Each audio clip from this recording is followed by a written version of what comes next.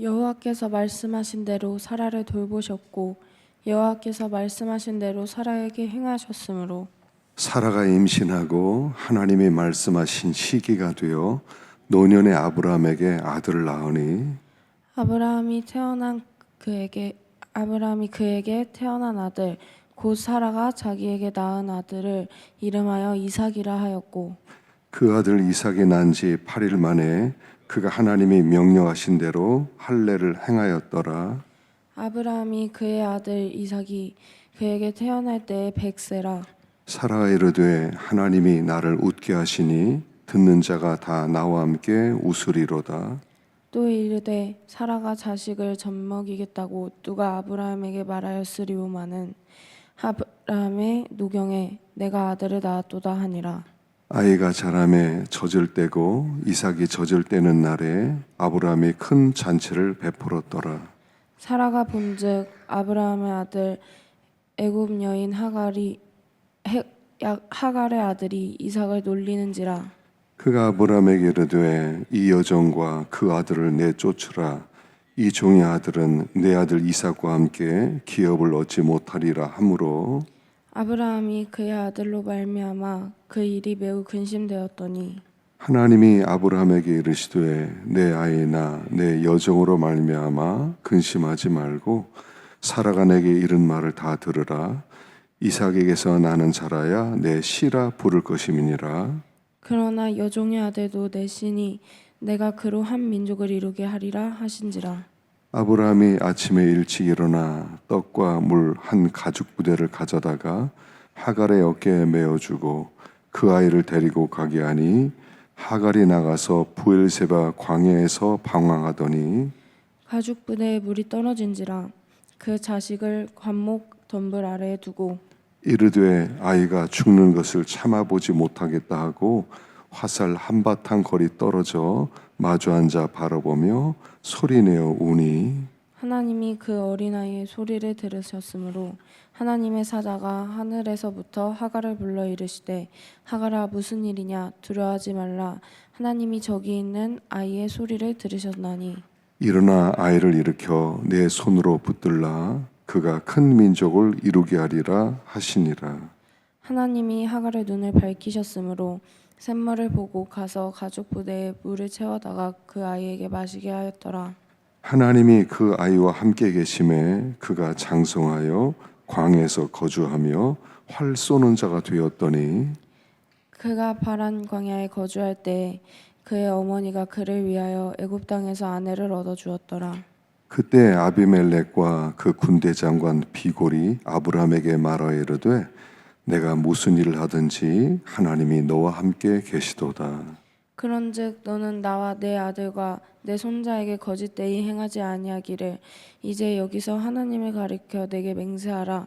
내가 내게 후대한 대로 너도 나와 내가 머무는 이 땅에 행할 것이니라. 아브라함이 이르되 내가 맹세하리라 하고 아비멜렉의 종들이 아브라함의 우물을 빼앗은 일에 관하여 아브라함이 아비멜렉을 책망하매 아비멜렉이 이르되 누가 그리하였는지 내가 알지 못하노라. 너도 내게 알리지 아니하였고 나도 듣지 못하였더니 오늘에야 들었노라. 아브라함이 양과 소를 가져다가 아비멜렉에게 주고 두 사람이 서로 언약을 세우니라. 아브라함이 7 암양 새끼를 따로 놓으니 아비멜렉이 아브라함에게 이르되 이 7 암양 새끼를 따로 놓으면 어찌미냐.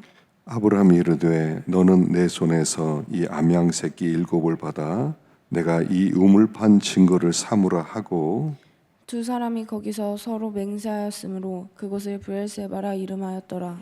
그들이 부엘세바에서 언약을 세우매 아비멜렉과 그 군대 장관 비골은 떠나 블레셋 사람의 땅으로 돌아갔고 아브라함은 브엘세바에 에셀 나무를 심고 거기서 영원하신 여호와의 이름을 불렀으며 함께 그가 블레셋 사람의 땅에서 여러 날을 지냈더라.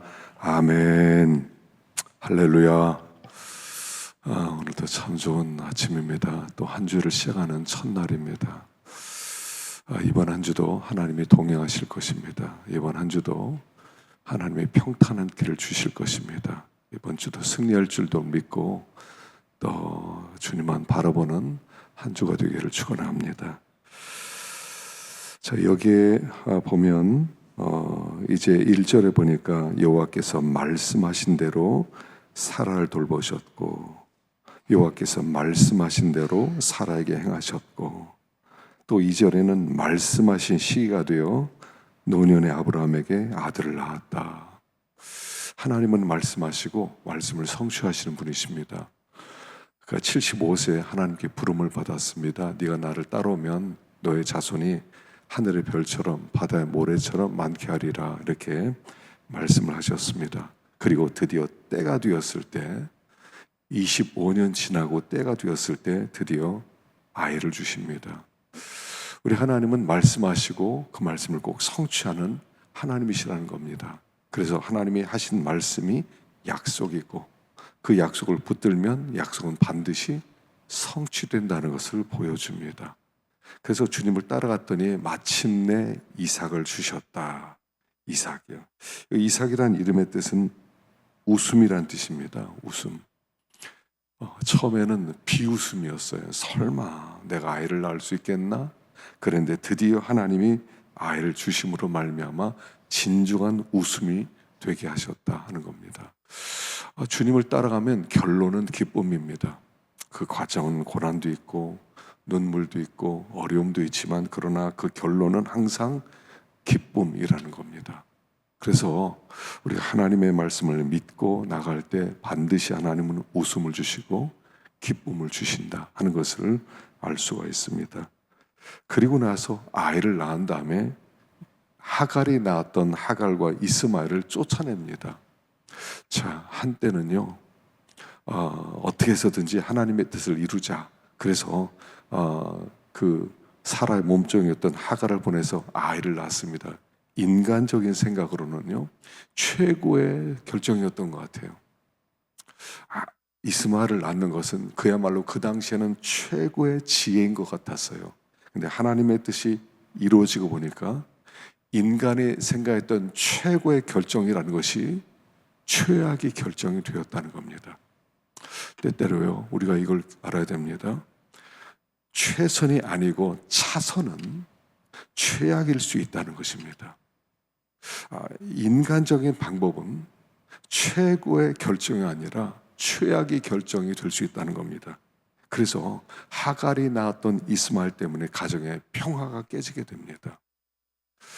하나님의 말씀대로 된 것만 아름다운 열매를 맺고 웃음과 기쁨을 주는데, 인간이 만들었던 그 결정은 차선이에요. 차선. 그러니까 인간은요, 인간이 내는 결정과 인간이 가진 생각이라고 하는 것은요, 항상 구멍이 있어요.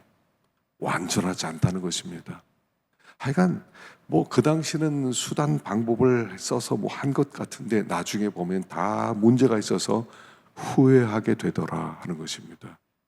그래서 우리는 하나님의 말씀만 붙드는 것이 최선이라는 것을 알고 말씀을 믿는 믿음을 가져야 돼요. 아브라함이요, 이삭 낳고 나서 믿음이 참 좋아집니다. 그 증거가 뭐냐면 맨 뒷부분에 가면 거기에 이 블레셋 아비멜렉과 함께 이제 여기 조약을 맺죠. 그래서 우물판 증거를 삼으라 하고서는 거기에다가 그 7 암양 새끼를 줘요. 7 암양 새끼를 주고 이 우물 내 거다. 그걸 소유권을 인정해 달라고 해요. 그리고 그곳에 나무를 심어요. 그 뜻은 뭐냐면 아브라함이 하나님의 말씀을 믿기 시작했다는 거예요. 하나님의 말씀을 믿고 하나님이 이 약속의 땅을 나와 우리 후손에게 주겠다는 것을 믿고, 그때가 언제일지 모르지만 그 우물을 사고 그리고 그곳에 나무를 심고 여기까지가 우리 후손에게 줄 땅이다라고 그가 그 땅을 샀다는 거예요. 하나님의 말씀을 드디어 믿기 시작했다는 겁니다. 나에 대해서는 이것을 소유하지 못할 수 있어요. 그러나 우리 자손은 이 땅을 소유하게 될 것을 믿는 거예요. 그래서 후에 이스라엘 백성이 가나안 땅 들어갔을 때 그들의 땅 끝이 부엘세바가 되는 겁니다. 그래서 여기까지가 우리 후손의 땅이 될 것이다 하고 그가 하나님의 말씀을 믿었다는 것입니다. 자, 우리가 사실은요, 믿는다고 하지만 안 믿을 때가 참 많습니다. 안 믿습니다. 생각하고 실제는 달라요. 생각은 믿습니다예요. 근데 실제로는 안 믿어져요. 근데 여기서 드디어 아브라함이 믿기 시작했다는 거예요. 아, 하나님의 말씀은 불가능이 없구나. 100세가 되어도 아이를 낳을 수 있는 거구나. 하나님의 말씀에는 불가능이 없구나 하고 드디어 믿기 시작했다는 거예요. 자, 우리가 하나님의 말씀을 듣기만 하고 이론적으로 하나님의 말씀이 뭐 그렇게 하겠죠. 실질적으로는 안 믿으면서 그럴 때가 있단 말입니다. 그러나 100세 아이를 낳는 것을 보고 드디어 믿기 시작하는 거예요. 그리고 그 하나님의 말씀을 믿으면 그 말씀은 반드시 성취라고 하는 열매로 우리에게 찾아온다는 겁니다. 그래서 이 아침에도 말씀을 믿읍시다. 그리고 그 믿은 말씀은 반드시 성취와 열매로 우리에게 올 것이다 하는 것입니다. 마태복음 20장 봉독해 주시기 바랍니다.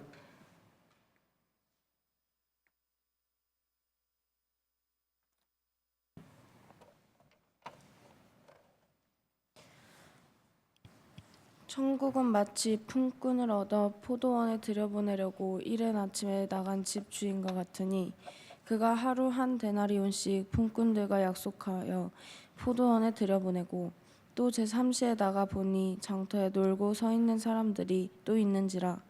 그들에게 이르되 너희도 포도원에 들어가라.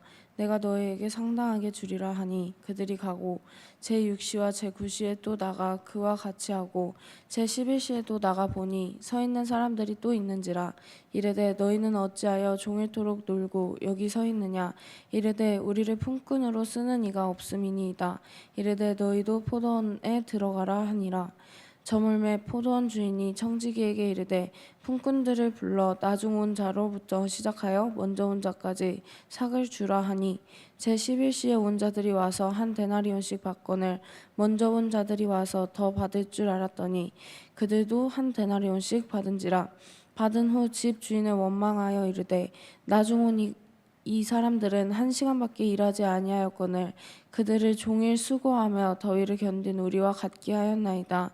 주인이 그 중에 한 사람에게 대답하여 이르되 친구여, 내가 내게 잘못한 것이 없노라. 내가 나와 한 데나리온의 약속을 하지 아니하였느냐. 내 것이나 가지고 가라. 나중 온 이 사람에게 너와 같이 주는 것이 내 뜻이니라. 내 것을 가지고 내 뜻대로 할 것이 아니냐. 내가 선함으로 내가 악하게 보느냐. 이와 같이 나중된 자로서 먼저 되고 먼저 된 자로서 나중되리라.